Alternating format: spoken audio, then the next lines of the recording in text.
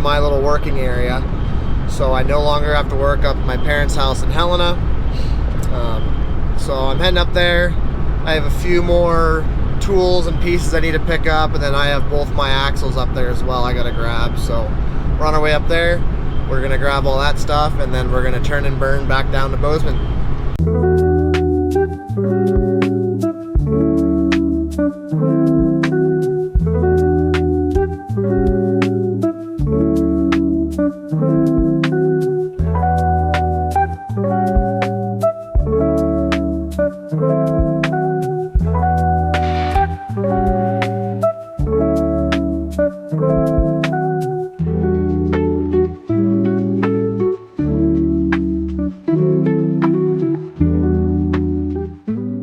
Alright, so we made it to Helena. I got my axles loaded up, as you saw from that time lapse. A few other pieces for the build. Bringing home some tools as well, and some fluids and whatnot, so we can throw that in the shop. That'll help us with this current build. So we're gonna go to lunch really quickly down the street here, then I'm gonna head back to Bozeman. I got some other errands to run, then we're gonna get these axles unloaded. So I got the axles back to the house, and here we have a Dana 60 front out of a Super Duty, and this is a AMC or AAM 14 bolt out of a newer Chevy. So this one's out of a 06 Chevy 3/4 ton HD. This has 410s and the Gov Bomb limited slip in it. This has 373s and an open diff. I was hoping that I'd get one that had 410s so I could swap them in and wait to do gears later. Didn't work out that way. So we're gonna go ahead and do gears as soon as these axles are installed underneath the truck. I have axle trusses for both of these axles.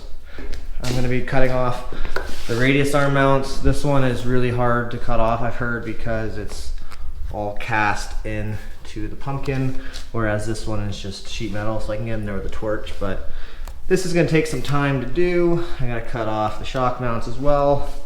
I have these coilover mounts from Barnes. They were pretty cheap. I was thinking about making them, but it was cheaper just to order them. So hopefully these work for my needs. And then I've had all of this stuff sitting here. These are some Artec trusses for the Dana 60 and the 14 bolt, as well as their full hydro skid for the Dana 60, and then some parts for the Chevy 63s. So I'm gonna go ahead and pull all that stuff out, kind of get an idea of what we have, if we're missing anything, and then we'll start cleaning up this Dana 60. All right, so we're gonna start working on the Dana 60 first. I went ahead, got the oil drained out of it. I'm gonna go ahead and knock off the brakes and the calipers, or sorry, the calipers and the rotors, and then I can start cutting all of these mounts off. You got a clean axle tube. This side, like I mentioned, it's gonna be a pain in the butt because of all the casting stuff, so no time like the present. So I got all the lug nuts pulled off on both sides, and I got both sides calipers pulled off. I just took the whole bracket off, so 2 big bolts on the back side there, and the caliper will come off with the mount. Now the rotors just place on, they clamp on with the lug studs and the tire. These ones, since they've been sitting in the junkyard for quite a while, they're a little rusted on, so they're gonna need a little persuasion. I'm trying not to hit the back sides because these don't look too bad. I might be able to get them turned, but if I can't get them off by pounding around here and on the face here, I might have to hit the back side and just get new rotors. But she's coming along pretty good so far. The previous owner used a ton of blue Loctite on everything, so the bolts are kind of hard to get out, but we're making it happen. So I ended up having to hit them on the back side. They were on there pretty good, but we got them off. Just means that I have to get some new rotors because you can see that lip, that's where I was hitting it on the back side. I tried avoiding that. I was close, honestly. This one I only had a couple, I think 2 or 3 hits, but this one, as you can see, took quite a bit more force because, yeah, but that's no big problem. Now I'm gonna go ahead, get the ABS sensors out, get this dust shield off. My goal is to get this unit bearing out because I'm gonna be going up to see Great Lake Off-Road here in a little bit, and we need to drill these out to 8 by 6.5 to match the 14 bolt instead of 8 on 170. Most people will either run spacers to make the rear axle 8 on 170 or the front axle 8 on 6.5, or you can drill your unit bearings out. I'm not a big fan of wheel spacers because they come loose and they just have issues balancing and whatnot. So I'm just gonna pull the unit bearings out. He has a drill guide for 8 on 6.5, so I can use his drill press and get both of my unit bearings drilled to 8 on 6.5. Unit bearings don't go out very often, so I'm not very worried about them going out. I also got these grease zerks that go in place of the ABS sensor. So I should, as long as I'm filling that up with grease, probably once a season or so, I should be good to go on the unit bearings for the entire life of this axle. But I will keep you updated. I've never used these before. I'm not sure if Great Lake Off-Road has used them or not, but I'll keep you guys updated on how they work, if I like them, if they're worth it. I know when you put your rotors or your rotors on, it will block the grease zerks. So every time I do brakes, I'll probably end up filling the unit bearings with grease just because I'll already have the rotors off. So there we go.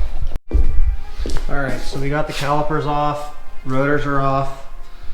We're gonna get the unit bearings out. So you have these nuts back here on the inside of the knuckle. There's 2 on each side, so upper and lower, and the other side is 2 as well. Those are studs that go through to the unit bearing on the front. So there's 4. You got to pull your locking hub apart. It makes it easier to get the unit bearings out, because then you're not trying to pull your axle out as well. So we're gonna go ahead. I got this side.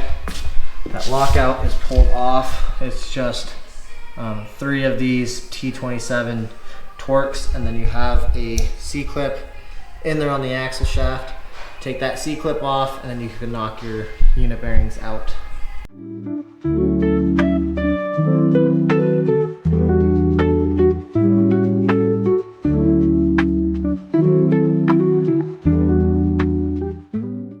So this is that C-clip. It sits right back here in this groove on the end of your axle shaft, and that basically holds your axle shaft into the unit bearing right there. So got that off. I was able to leave the nuts on the back side, and then you can pound on the studs. You want to leave the nuts on there so you don't mess up your threads. I was just taking a punch and putting it in the center of it and then pounding it out, hitting it kind of across to get it to go out evenly so we don't get any binding. But mine's out, so we're good to go. I need to get the other one out so we can take these up to get drilled out. While we're here, we can kind of look. This vacuum seal in here, that's what this port is on top of the knuckle. Basically that allows your locking hubs. If you can see inside the center here, you have a diaphragm, and this uses vacuum from your engine to suck that diaphragm closed, which will lock in your hubs. That's how the auto locking hubs work.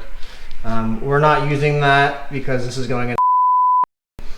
If you wanted to, you could set up a way to pull vacuum from your motor onto a switch, or maybe a little vacuum pump you turn on to get the auto locking hubs to work. But in my experience, they're not that reliable.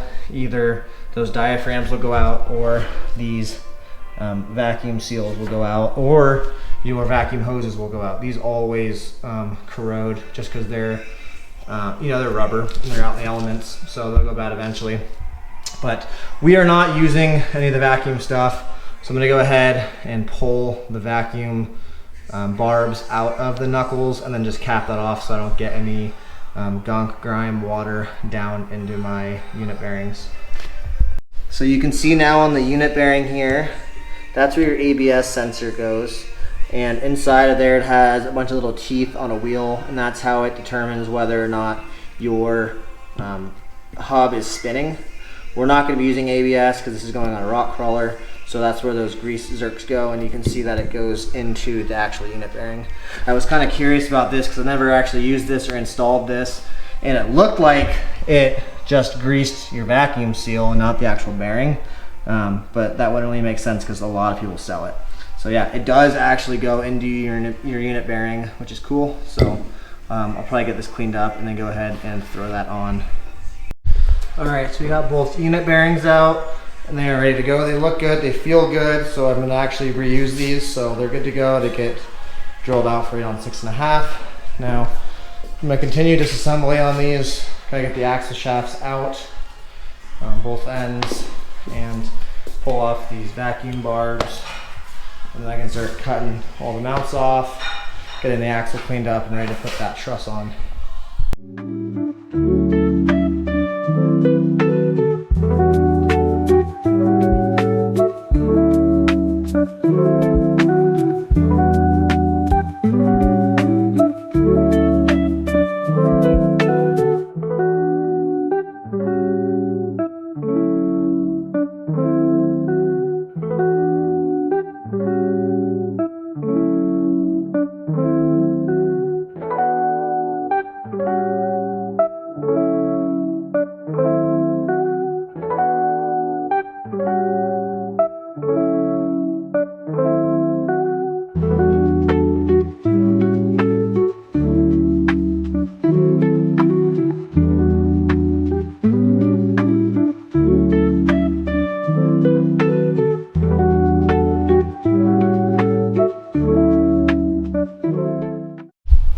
So I got this side all cut off and cleaned up. This side's all cut off and cleaned up. And I went ahead and I progressively cut back the housing on this side to expose more and more of this axle tube. Started off by cutting it. If you're looking on your axle, there's another one of these plug welds down here, kind of like right here. So I started off cutting right on that line, and then you can see my first cut. It's right there, and then I laid the truss on top, and it wouldn't sit in there because I sold too much, so I cut it back a little more each time. So you can see I cut it pretty deep. So I'm gonna go ahead, I'm gonna grind that out, and then I'm gonna weld it back in and then grind it flush, just so I don't have a compromised axle tube there. But I got everything shaved down. I didn't cut all the casting off, just because of time's sake. It's good enough. That's not going to come in contact with anything. So go ahead, probably clean up this from where the plasma cutter was gouging into the axle tube as well. This isn't that big of a deal because this is a 3/8 tube and that's probably in there like a 1/16.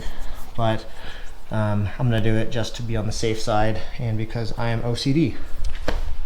But she's starting to look like a Dana 60 to go in a truck. I got my coilover mounts on.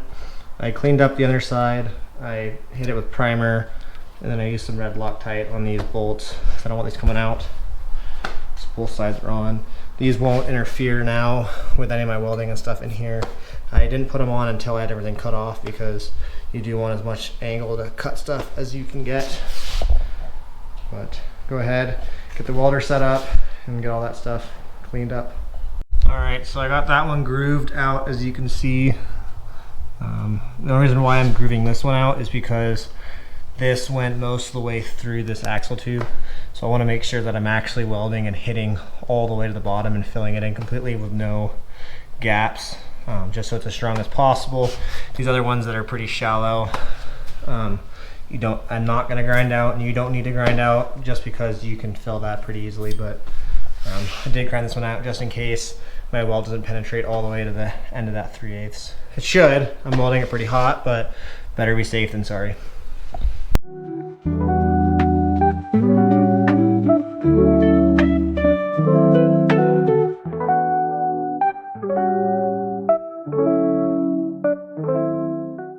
All right, I got everything welded up. I got a little carried away. Half of the stuff I welded did not need to be welded. It was just a little scrape in there. But as you can see, that's all welded up. I welded it just above the axle tube. That way I can grind it down and it'll be flat. That one's cleaned up, and then those little ones, I just did some tacks to clean them up. So So go ahead and grind that all down and then get the truss put on and tacked together. Alright, I got everything cleaned up. I got my truss put on there. I'm gonna go ahead and do a couple tacks on all of this to get my truss tacked together. And then we'll go ahead and pull the truss off. So I gotta weld all of my axle tubes with some nickel 99. So we'll go ahead and get that tacked up.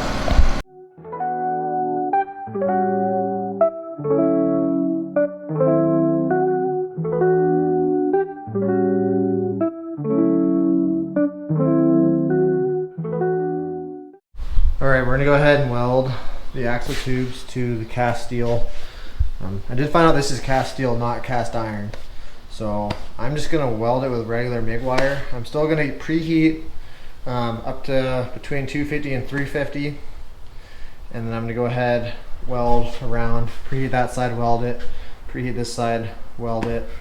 And then I have a carbon fiber blanket over there that I'm gonna wrap the whole pumpkin, everything in so it can cool slowly.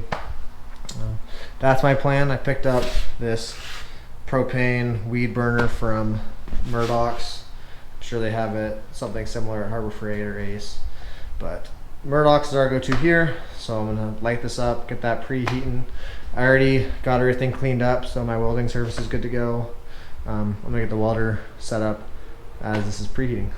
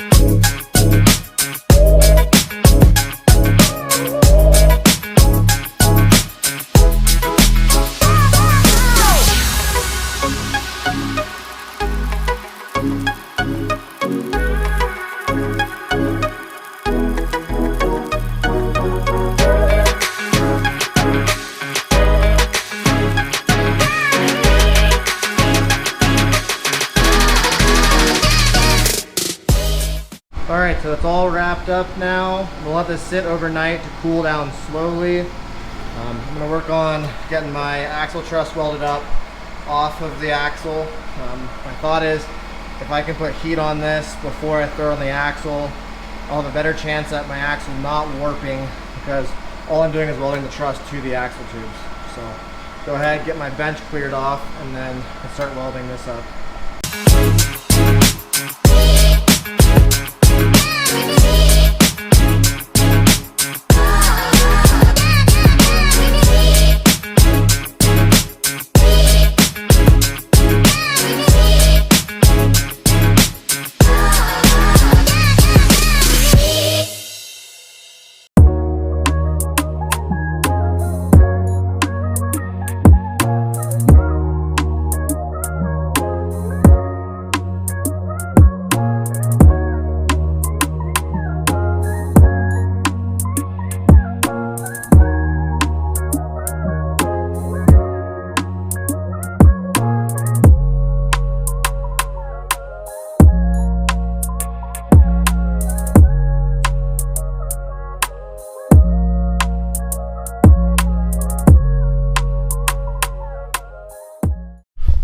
So my truss is all welded up.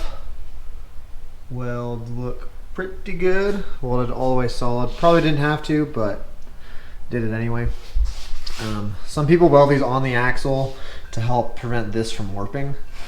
I welded mine off of the axle. I tacked it on when it was on the axle, then I took it off, welded it, just to allow me to wrap all the corners of my welds, because my biggest pet peeve is when you don't have the corners wrapped on your welds, because welds always break on the corners.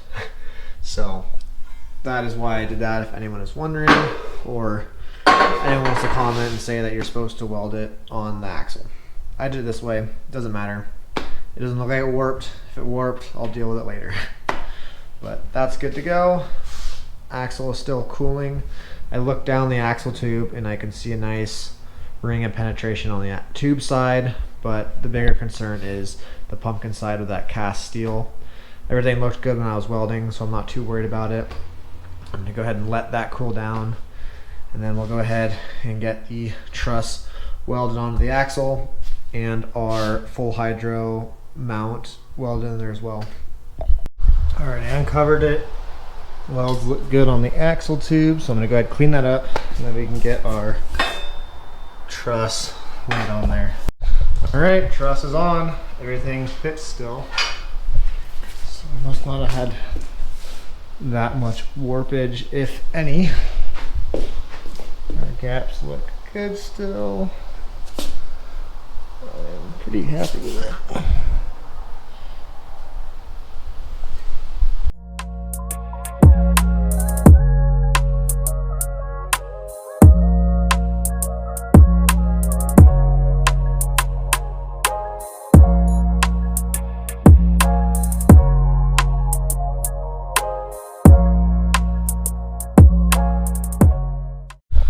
Alright, well, she's most of the way on. I just gotta weld all of these in between pieces on both sides. And I got a little bit more cast welding to do. Shelby and I are gonna head to a rodeo now though, so I gotta finish this up tomorrow. It's looking good though. And then we gotta put that bad Johnny on.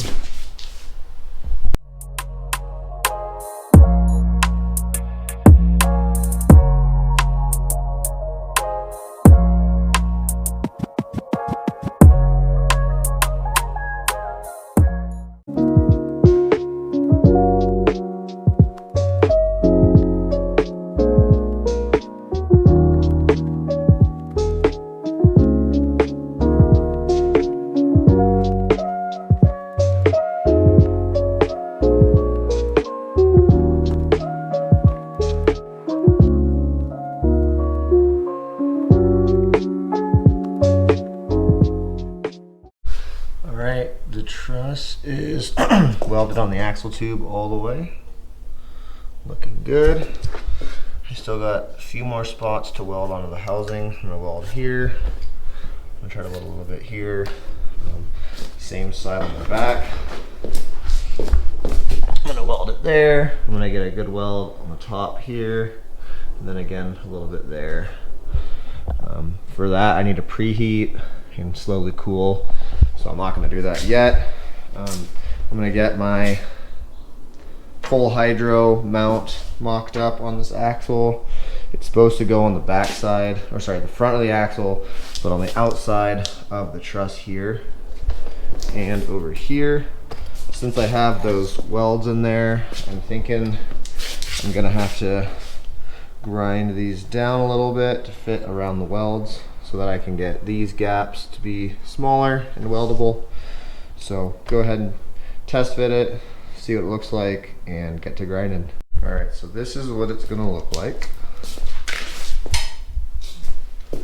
Gap here isn't too bad. I think that might get sucked in a little bit.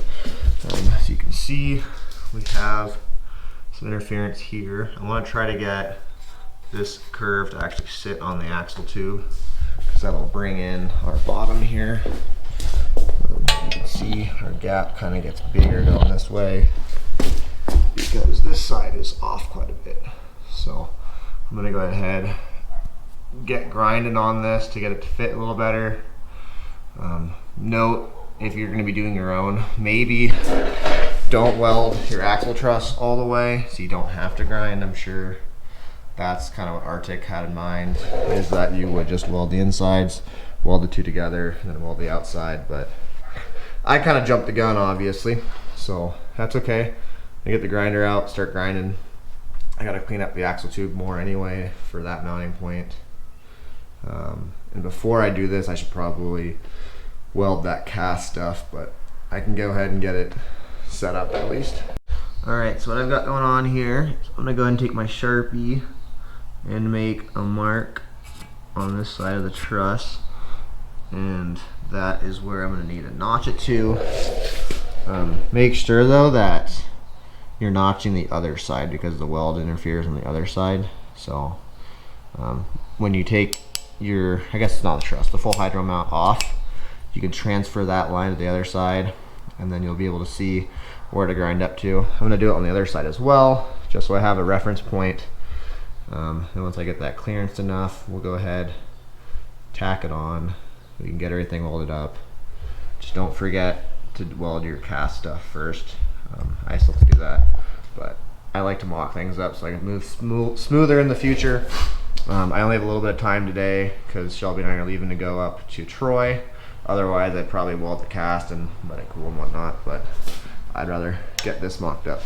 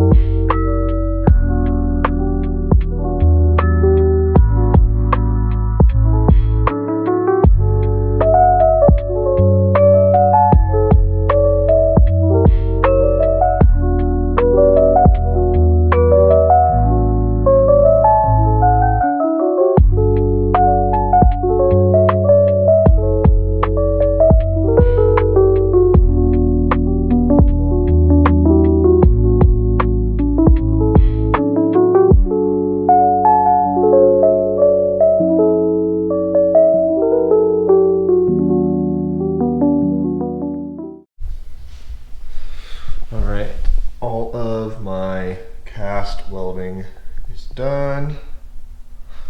I got the truss mounted to the pumpkin, both on the outsides and in the center. So my truss is fully welded on. That leaves us with the full hydro mount.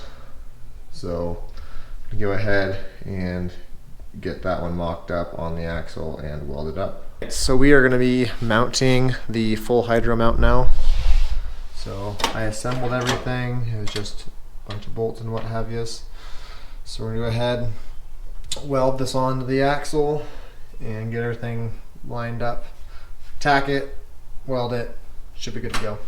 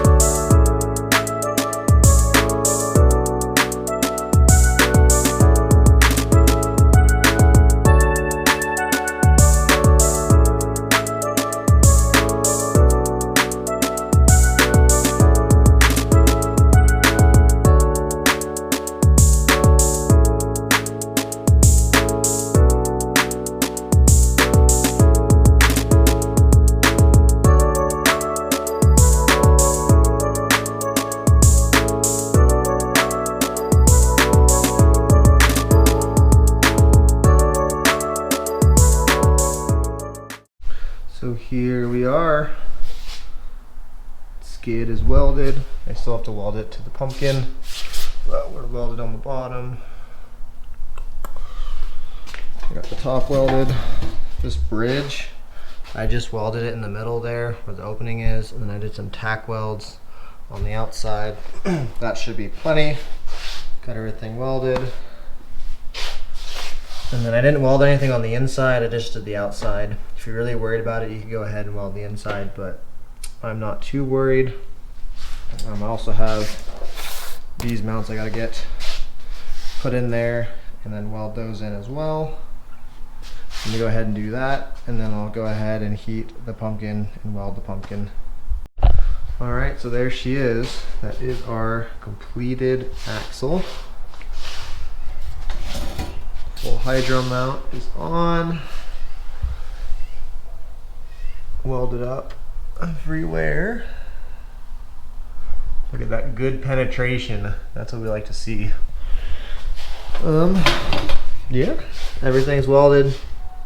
This is done, ready for paint. Well, we're probably gonna actually do gears and everything before paint. I gotta start on this 14 bolt. We got mounts taken off. That'll be the next video, is getting this thing completely done. We got a pallet full of parts over here. Some of these just need to go get sold, but the knuckles we have over there, I gotta strip those down. We're sending those off to Weaver Fab LLC out in, I believe, Tennessee. They're gonna be machining the top of the knuckles for a high steer arm, so we can do double shear full hydro. That'll be pretty slick.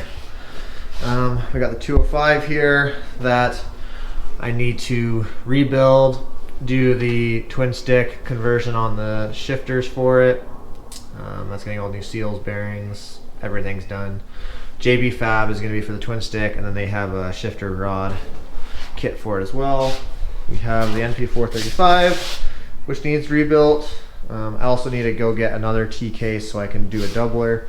That'll be a pretty fun video, but for now, this Dana 60 is done. Everything's welded, good to go. Turned out pretty nice. I am very happy. None of my cast welds cracked, so we will have to see how they hold up in the long run. But everything looks very nice on this axle. So yeah, we will catch you in the next one. If you guys are enjoying seeing these videos, the in-depth build kind of stuff and all the time lapses, then leave a comment, like. Don't forget to subscribe. We will be going to the Rubicon in July with the F-150, so that's going to be a really fun trip. We're going to have to film the whole trip and bring you guys along for that. So thanks for watching, and we'll catch you in the next one.